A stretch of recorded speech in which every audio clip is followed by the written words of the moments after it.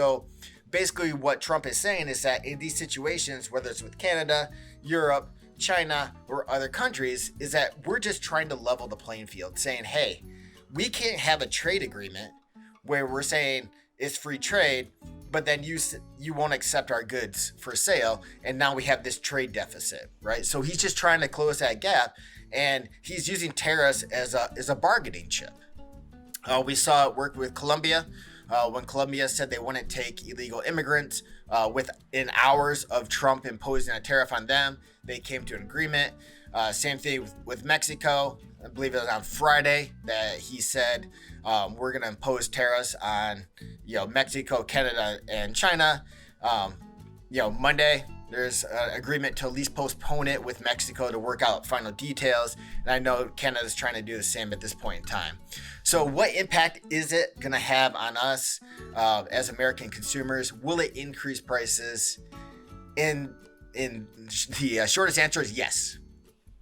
For those goods that are imported from those countries, the prices will increase. So we're going to see a couple of things happen.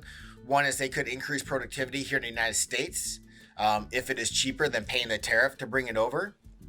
That's one way that they use tariffs to try to protect jobs. Or we're just going to see that increased cost. Now, the first step of him trying to curb the fentanyl crisis here in the United States is using those as bargaining chips. So they are not expected at this point in time to be long-term tariffs. They could be shorter term in duration, depending on how quickly these countries come to an agreement with the United States.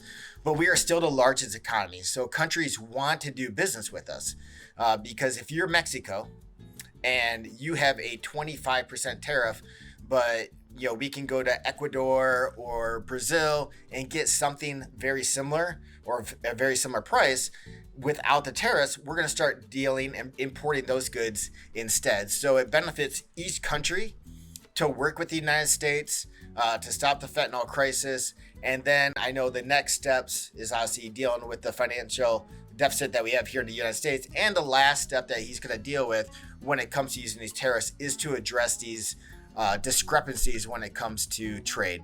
So there's kind of nutshell. Why are these tariffs going on? Are they going to last? The ones that you're seeing right now with Canada and Mexico probably aren't going to last.